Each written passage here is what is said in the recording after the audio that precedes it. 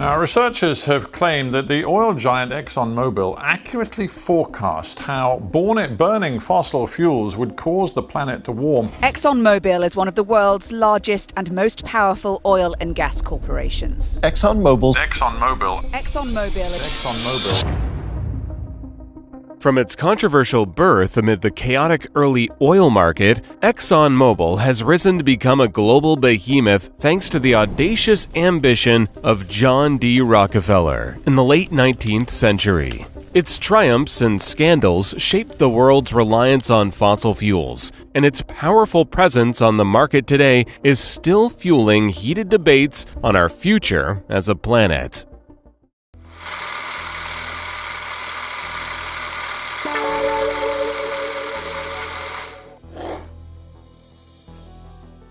Born in Richford, New York in 1839, John Davison Rockefeller experienced a mix of stability and instability. His mother Eliza was a devout Baptist and instilled in him a strong sense of discipline and piety. His father, William, was a traveling salesman. He was often absent, leaving young John to shoulder much responsibility within the family. Amid this unique upbringing, the seeds of Rockefeller's future business empire were quietly sown. The young Rockefeller possessed a sharp mind and a natural aptitude for numbers. He displayed a remarkable talent for bartering and negotiation from a young age. Accounts tell of him raising and selling turkeys, working odd jobs for neighbors, and even cautiously loaning out small sums of his hard-earned savings at interest. Rockefeller was meticulously organized. He kept detailed ledgers of his transactions, a practice that would come to define his future business dealings.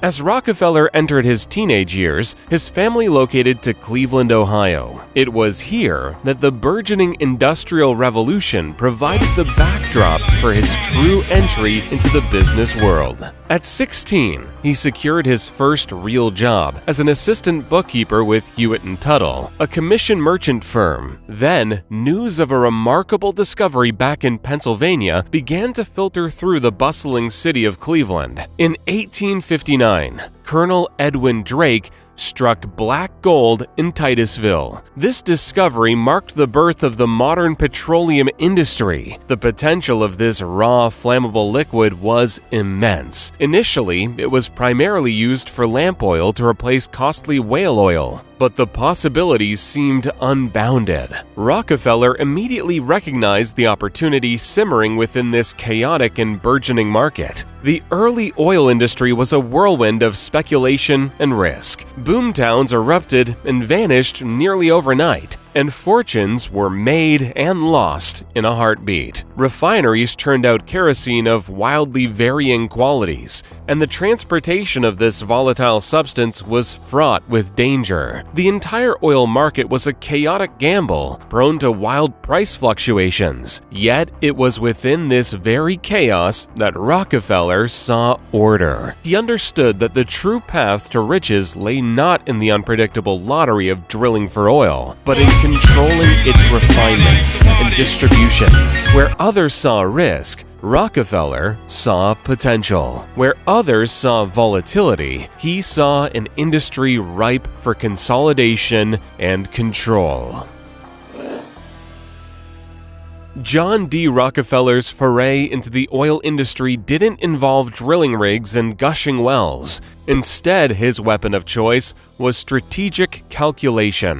In 1863, he partnered with Maurice B. Clark and Samuel Andrews to form an oil refining venture in Cleveland. It was through this collaboration with Andrews, a chemist with experience in refining techniques, that Rockefeller gained vital technical knowledge of the industry. Andrews' refining expertise was an asset, but it was Rockefeller's relentless drive for efficiency that truly set their venture apart. He negotiated fiercely for the lowest rates on raw materials, minimized waste products, and even repurposed byproducts, which he sold for additional revenue. Cost-cutting became an obsession, and efficiency became a religion. However, Rockefeller's ambition didn't stop at optimizing the refining process. With ruthless precision, he turned his sights to transportation, the very arteries of the oil industry. At the time, transporting oil relied primarily on railroads. These rail companies held immense sway over refiners, often dictating exorbitant rates. Rockefeller was not one to be at the mercy of others. He employed a shrewd mix of tactics to turn the tables on the railroad barons. At times, he played competing rail lines against each other to extract favorable bulk shipping rates through the promise of high volume.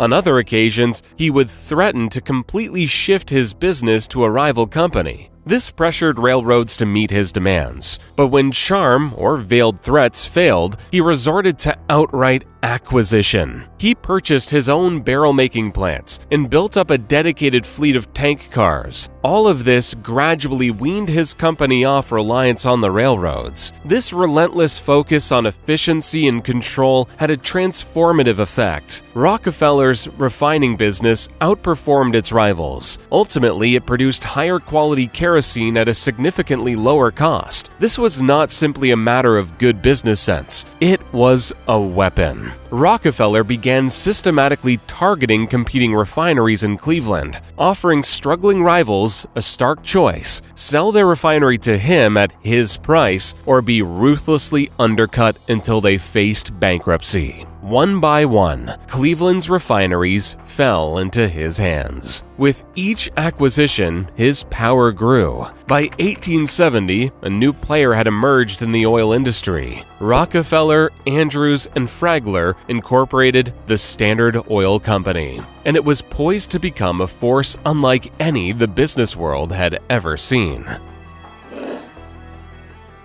Rockefeller's ambition wasn't confined by city borders. His sights were set on dominating the entire American oil industry. To achieve that, he would devise a new plan, almost invisible weapon of corporate control: the trust.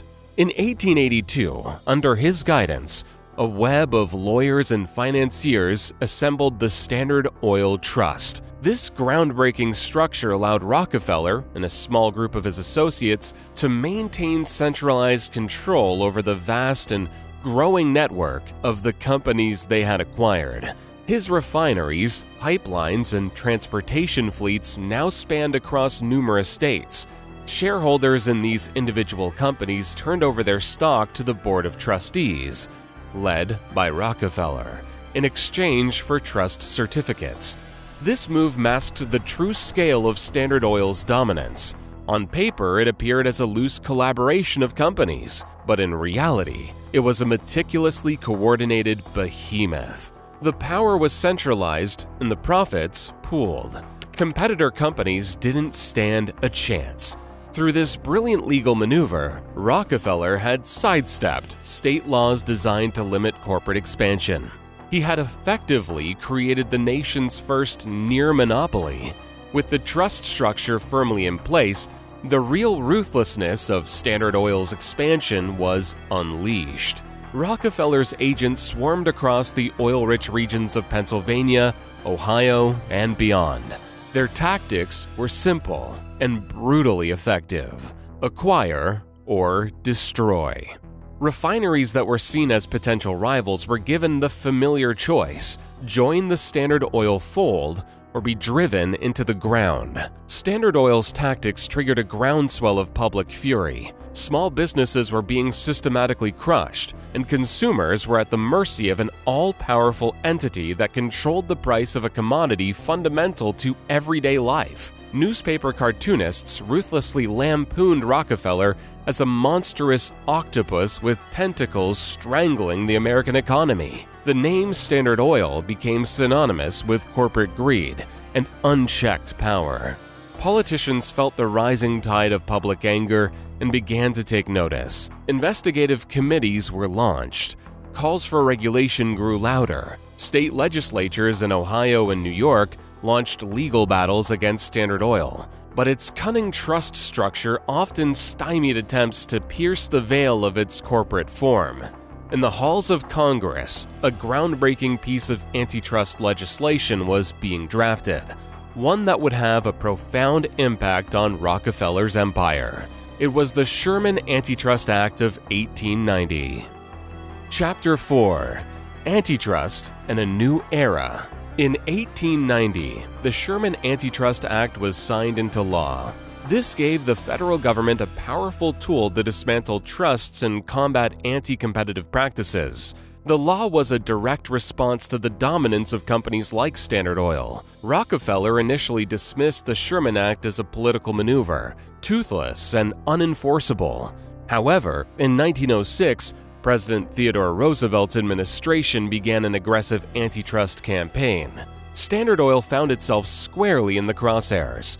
A protracted legal battle ensued and culminated in a landmark Supreme Court decision in 1911. The court found Standard Oil in clear violation of the Sherman Antitrust Act and ordered its dissolution into 34 separate companies. The breakup of Standard Oil was a seismic event that reverberated through the American business world. The era of unfettered monopolies was over. Despite being forced to relinquish direct control, Rockefeller retained significant shareholdings in the successor companies. In a twist of fate, this forced splintering would actually make him even wealthier, as the values of these smaller, more nimble companies soared in the years that followed. Among the companies born from the remnants of Standard Oil were several that would go on to become major players in the global petroleum industry. Two of these, Standard Oil of New Jersey and Standard Oil of New York, played particularly significant roles. Standard Oil of New Jersey evolved over the decades, changing its name multiple times until ultimately becoming the modern-day Exxon. Foreign markets became increasingly crucial as the global appetite for oil grew. The Middle East, with its vast oil reserves, became a hotbed of activity for ex-Standard Oil companies. Over a few years, they secured exploration rights and built infrastructure in politically volatile regions, all in the pursuit of the black gold that now fueled the modern world. This international expansion didn't come without its own set of challenges and controversies, though. Foreign governments were wary of the immense power that these corporations held, and often struck hard bargains. Moreover, operating in regions with differing political regimes and labor standards raised difficult ethical questions for the companies, some of which continue to be debated today. Chapter 5: The Rise of ExxonMobil. While the dissolution of the Standard Oil monolith led to a proliferation of competing companies, the decades that followed saw a trend towards reconsolidation within the industry. Standard Oil of New Jersey was one of the largest of Rockefeller's former companies and embarked on its own journey of transformation. Through a series of name changes, it was known for a time as Esso, but the company ultimately settled on the name we recognize today, Exxon. Exxon didn't merely inherit Standard Oil's legacy of aggressive expansion and global ambition, it took it to the next level. The company invested heavily in research and development and sought out new technologies for oil exploration and refining. They pioneered techniques for extracting oil in challenging environments, from offshore drilling rigs to the frigid Alaskan North Slope. This focus on innovation gave Exxon a competitive edge in accessing new sources of oil to meet the world's ever-growing demand. One region became particularly critical to Exxon's global dominance: the Middle East. With its vast oil fields, the Middle East proved to be a treasure trove, but navigating the complexities of securing drilling rights and operating in a region rife with political instability required considerable finesse. Exxon deftly employed its economic clout and negotiation skills, working in collaboration with other former Standard Oil companies until it ultimately gained a strong foothold in the heart of global oil production. Yet, no company, no matter how large or powerful, is immune to disaster. In 1989, the Exxon Valdez oil tanker ran aground in Alaska's Prince William Sound, causing one of the worst environmental catastrophes in U.S. history. The images of oil-soaked wildlife and devastated coastlines became seared into the public consciousness. The spill was a public relations nightmare for Exxon. The disaster sparked widespread condemnation, and accusations of prioritizing profits over environmental safety swirled. The Exxon Valdez oil spill was a major turning point for the company, which was forced to confront the significant environmental risks of its operations and invest in improved safety measures. The accident also fueled a broader conversation about the responsibilities of oil companies toward the environment and the need for stricter regulations. In the 1990s, changing tides in the global oil industry led to a transformative event. In 1999,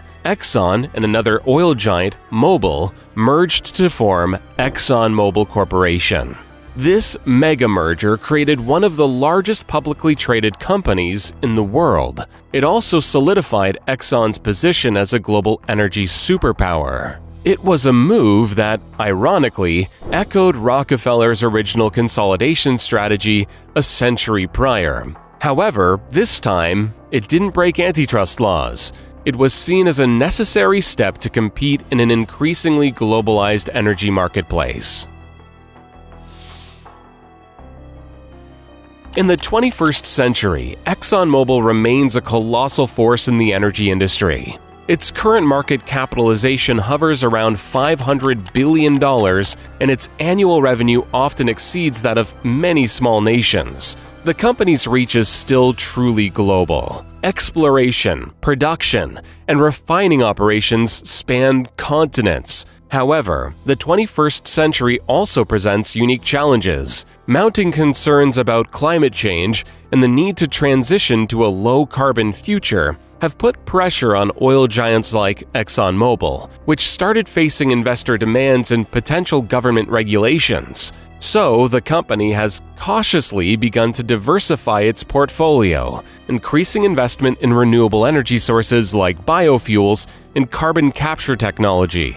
Still, ExxonMobil remains heavily invested in fossil fuels, and the company continues to wield extensive political influence. It actively lobbies to shape energy policy in its favor and often funds think tanks and politicians that cast doubt on the science of climate change or oppose stricter environmental regulations. The looming question for ExxonMobil is how it will navigate the global shift away from fossil fuels. Can a company built on a legacy of oil adapt fast enough to thrive in a world increasingly fueled by renewable energy? Will it continue to prioritize short-term profits over long-term sustainability? Could it potentially repeat past patterns of environmental disregard?